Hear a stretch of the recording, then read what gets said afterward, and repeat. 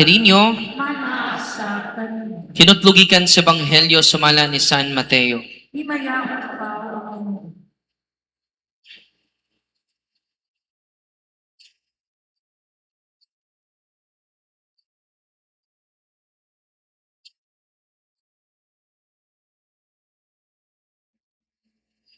Unya, miadto si Jesus sa yuta dool sa lungsod sa Caesarea Philippo. O dito nangutahan na siya sa iyang mga tinun-an. Sumala sa mga tao, kinsa man ang anak sa tao. Sila mitubag, may nag-ingon nga siya mao si Juan nga magbubunyag. Ang uban, nag-ingon nga siya mao si Elias. Samtang ang uban, nag-ingon nga siya mao si Jeremias, o laing propeta. Si Jesus nangutana kanila, apan kamo, unsa may inyong ikasulti? Kinsa man ako? Umitumag si Simon Pedro, ikaw mao ang Mesiyas, ang anak sa Dios nga buhi. Gingnan siya ni Jesus, Simon, anak ni Jonas, ulahan kagayod, kay kining maong kamatuorana, wala mo abot kanimo gikan sa bisan kinsang tao. Kunili gihatag kanimo sa akong amahan nga atua sa langit. Usa sultihan ko ikaw si Pedro, ug ibabaw nining bato tukuron ko ang akong simbahan. Ug bisan gani ang kamatayon, dili gayod makabuntog niini. Ihatag ko kanimo ang mga yawi sa ginghrian sa langit. Ang imong idili dinhi sa yuta, idili ko usab sa langit. Ug ang imong itugot dinhi sa yuta, itugot ko usab didto sa langit. Ang ebanghelyo sa Ginoo. Dahil ikaw, O Kristo, panahon man. Maayong hapon natong tanan. God is good. All the time. Atong pagpakan ng Ginoo. Karong adlaw, angay nato pasalamatan siya kay solemnity karon sa kapistahan ni San Pedro ug ni San Pablo, ang haligi sa simbahan nga Katoliko.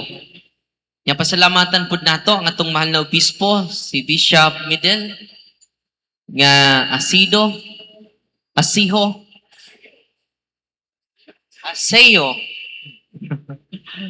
nga ni bless ka nato aron magkatapok ta karong adlaw. Atong gaas masibang pakpak ang atong mahal na obispo. Ug usab ang atong parish priest, si Father Joy Dimar Gumban. Atong gaas masibang pakpak. Nitambong siya o conference karon to siya sa Manila. O nang gusto ta siya makiguban nato, pero doon na po siya laing obligasyon. Pero sa iyang pagtugot nga kita magkahiusa karon. O nang salamat kay Padre o atong assistant parish priest, kauban nato karon si Father Emerson Harold Sanchez. Salamat kay Padre. Og sa tanan nga niya din ni karon, makita og di makita. Nga nakig-uban nato karon. Salamat kaayo. Karon sa atong selebrasyon sa solemnidad ni San Pedro ug ni San Pablo. Unique kaayo si San Pedro. Ano nang unique kaayo siya? Sa tanang mga apostoles, iyarangan ang giusab ni Kristo. Kung ato na i-connect sa Old Testament, basta usbon imong ngalan, dunay special mission. Sama ni Abraham, ayangan sa una Abraham, giusab ang iyang ngalan, Abraham. Mahimo kang amahan sa tanang lumulupyo sa yuta. Unang Father Abraham. giusab ayangan. Si Jacob, giusab yangan. Yangan Israel. Muna nga si Pedro, giusab-usab ang yangan.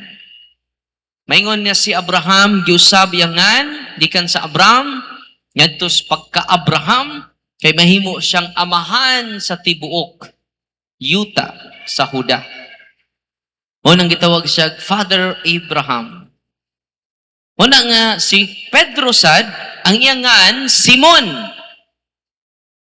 Kung imong basahon ang John chapter 1 verse 42, giusab ni Kristo ang iyang pangan. Sugod karon Simon, di nakatawgog Simon. Tawgon ka na Pedro. Kefa. Sa Aramaic ana Kefa. Ang Kefa di ay, ang meaning ana, immovable rock. Dili mairog nga bato. Mo na meaning sa Pedro. No. Mo na meaning sa Kefa. Immovable rock. Kung si Duterte dunay bato de la Rosa, si Kristo po duna po'y bato. Si Pedro. Kung namingon siya sa ito Ebanghelyo karon, sultihan ko ikaw, Pedro, ibabaw nining bato, tukuron ko ang akong simbahan. So ibabaw ni Pedro nga bato, adto niya ipatukod ang iyang iglesia, ang iyang simbahan. Mauna nga, kitang mga Katoliko, gitawag tag Roman Catholic. Anong gitawag man tag Roman Father? Nga di man ta mga Romano. Tungod kay didto sa Roma, didto gipatay si Pedro ug si Pablo. Og didto sila gilubong.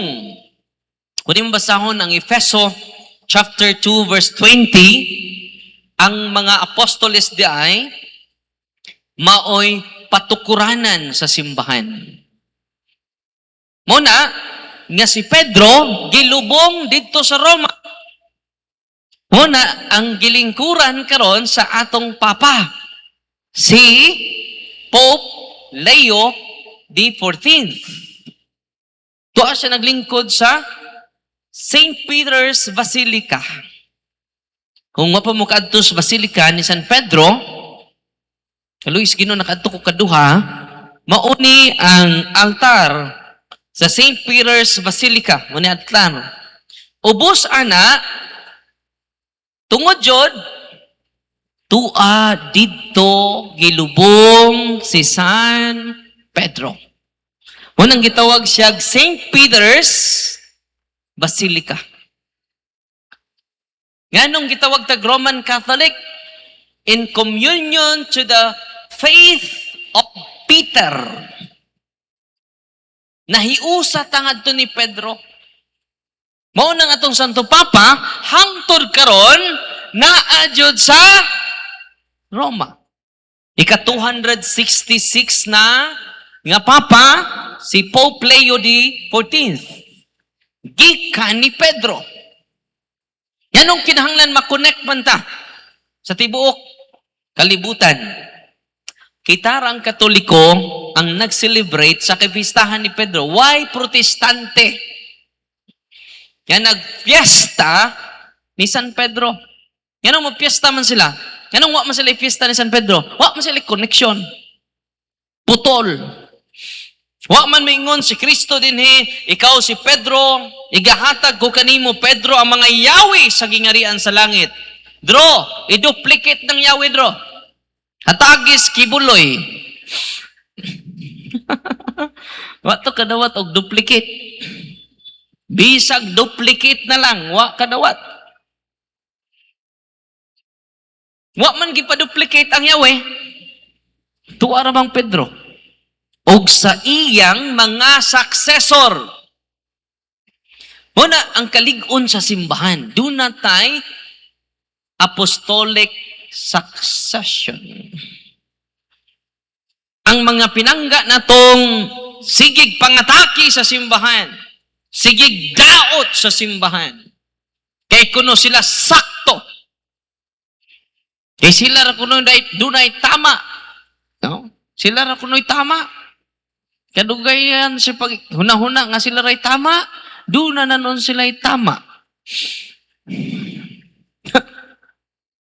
Nga naman, ilang giatake ang simbahan nga dunay Yahweh.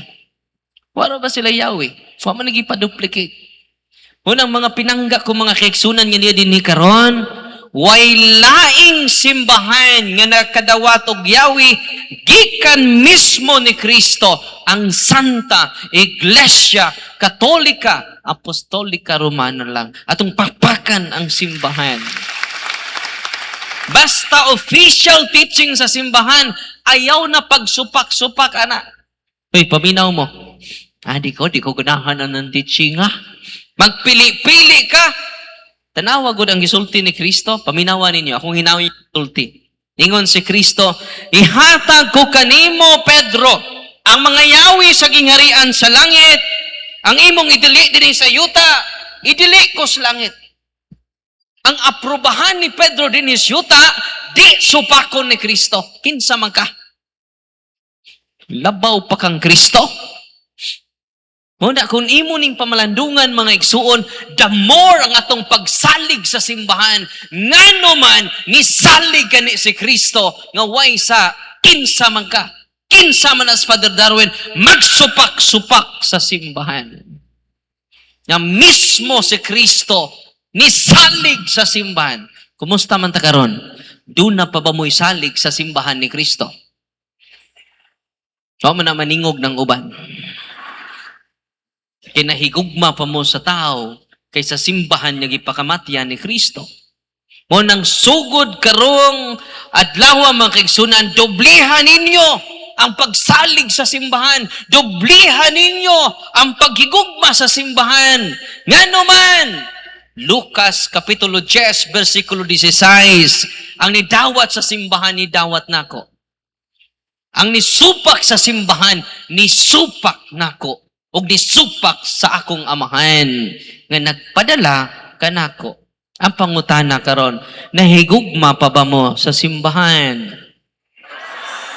Tinuod?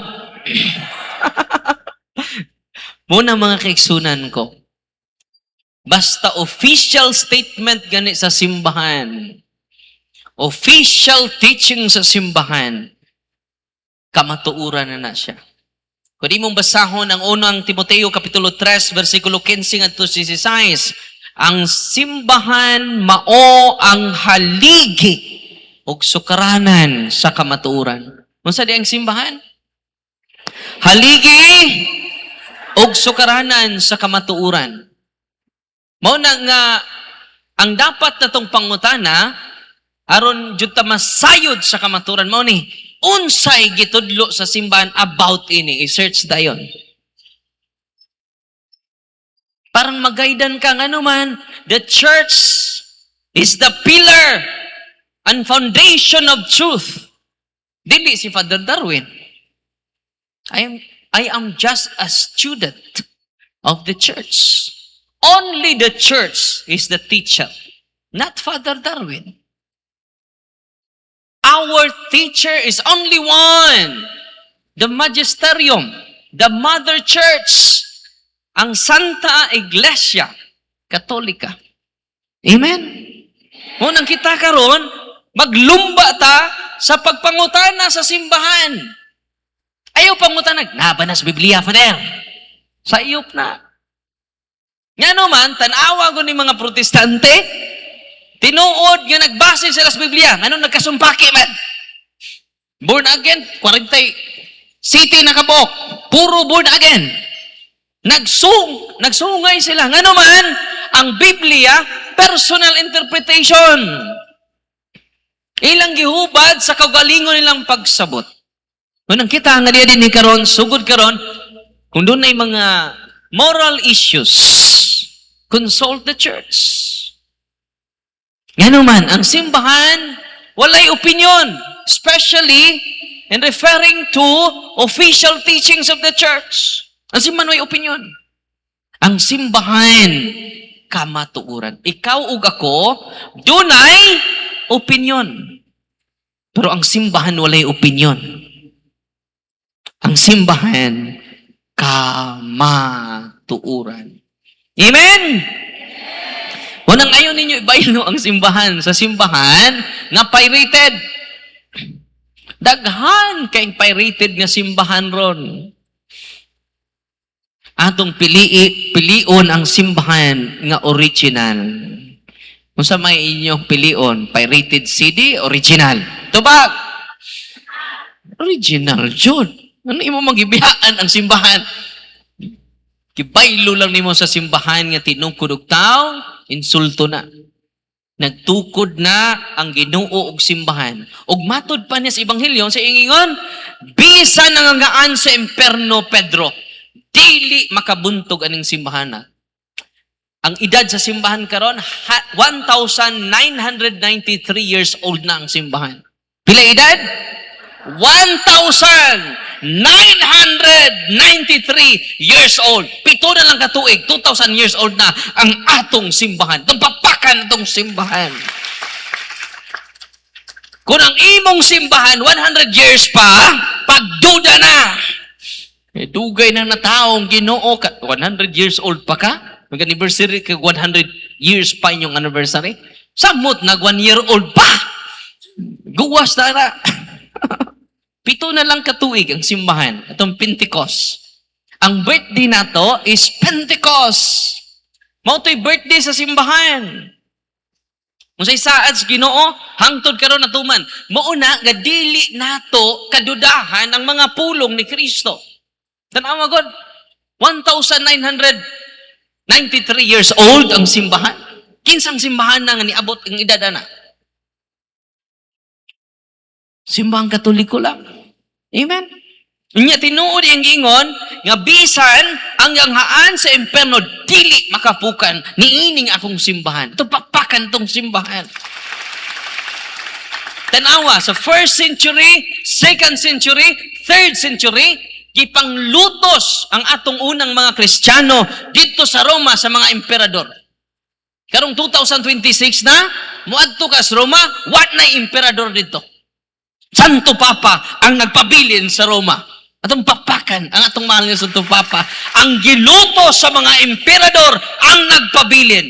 Tungod kay tinuod ang gisulti ni Kristo, bisan ang gaghaan sa imperno, dili makalugpag niining akong simbahan. Wow! Madto mas Roma ron, what na emperador? Emperador light na lang ang nabilin. Emperador light na lang, no?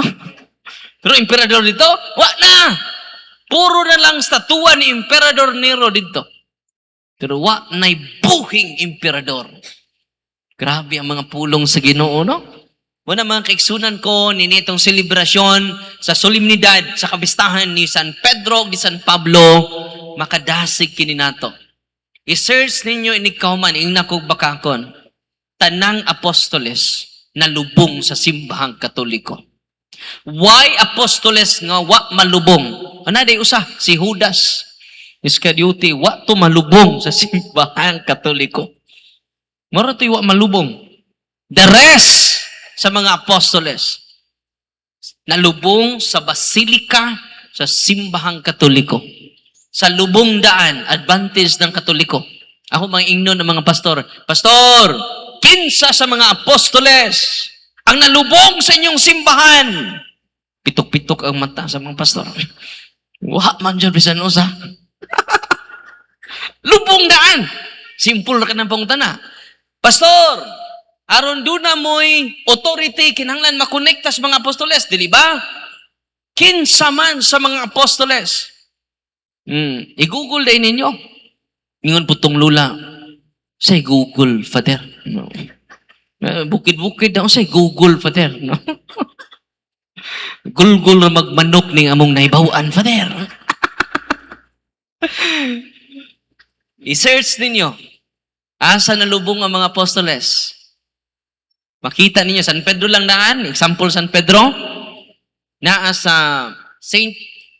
Peter's Basilica. With archaeological facts, Ang mga bagiitang archaeologists, ilang nakaykayan ang mga bukog ni Pedro. Ang mga bukog sa mga apostoles, nakaykayan nila. Ang wa nila makakaying bukog, bukog ni Kristo, o bukog ni Mama Mary. Kaya nga naman, si Kristo, nibayaw mas langit. Si Mama Mary, nisunod man.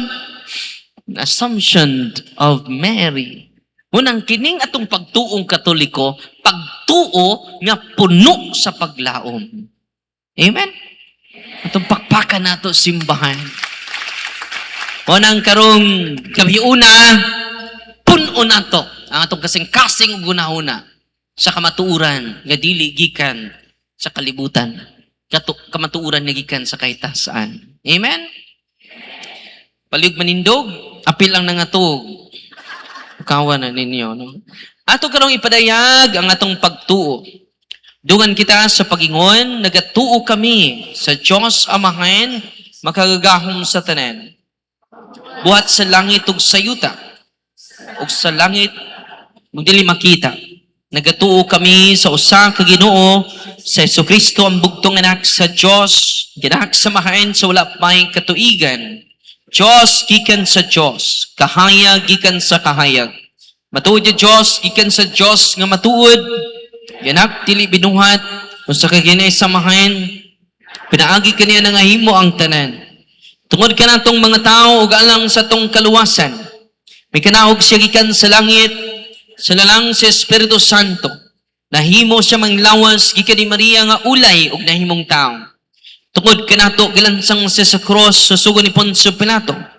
Nag-antos siya namatay ug gilubong. Sa itong adlaw na banhaw siya aron matuman ang kasulatan. Misaka siya sa langit ug nagalingkod sa tuo sa Amahan. Mubalik sa may mayaon aron paghukom sa mga buhi ug sa mga minatay. Ug ang iyang gigharian walay katapusan. Nagatuo kami sa Espiritu Santo, ang Ginoo nga magahatag sa kinabuhi. Nagikan siya sa mahanog sa anak. Dungan sa mahanog sa anak. Gisimba siya o gihimaya o misulti pinaagi sa mga propeta. Nagatuo kami sa usa, Santos, Katoliko, Apostoliko nga simbahan. Nagaila kami sa usa ka bunyag alang sa kapasayloan sa mga sala.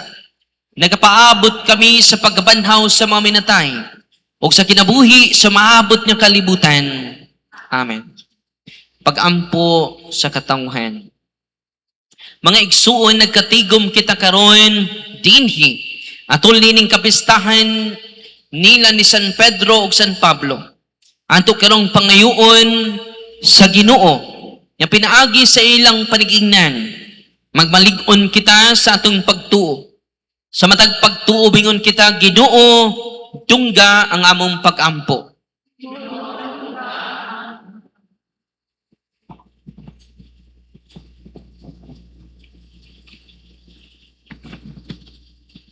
Alang sa atong Santo Papa, sa atong mga obispo, mga kaparian, sa tanang mag-alagad sa simbahan, nga tagan unta sila og hustong kaisog ug kusog, aron sa pagsaksi sa gugma sa Dios. Magampo kita sa Ginoo. Ginoo, tungga ang among mga pagampo. Alang sa tanang pangulo sa panggamhanan, magmakugihon unta silang moalagad sa katawhan, subay sa panigingnan sa mga santos, ug magkahiusa unta ang ilang tumong, alang sa pagpalambo sa nasod. Magampo kita sa Ginoo. Ginoo, tungga ang among pagampo. Alang sa tanang naningkamot, nga magtudlo sa tanang katawhan, ang matuod nga pag-ila sa tinuod nga simbahan, ang tinukod sa atong Ginoong Jesucristo, nga sila hatagan sa maayong panglawas, ipahilayo sa tanang matang sa kadaot, aron sila magpadayunong magsangyaw sa mga pagtulunan, ang maayong balita sa kaluwasan. Magampo kita sa Ginoo. Ginoo, tungga ang among mga pagampo. Alang kanatong tanan nga niya dinhi, nga nagkatigom, nga ato untang masulod sa atong hunahuna o kasing-kasing, ang mga pagtulunan nga atong madungog karon, ang hugot nga pagtuo sa Dios Amahan, ug wala nay laing Dios nga atong sangpiton gawas kaniya. Magampo kita sa Ginoo. Ginoo tungga nga among pag-ampo. Amahan patalinghugi ang mga pag-ampo sa imong katawhan ug himoa kami nga subay sa padigingnan ni San Pedro ug San Pablo among mapalambo ang imong gugma nining simbahan nga imong gitukod alang kanamo. Kini among gipangayo pinagi ni Kristo among Ginoo. Amen. Palihog maghigod ug andamon ta ang nabasa.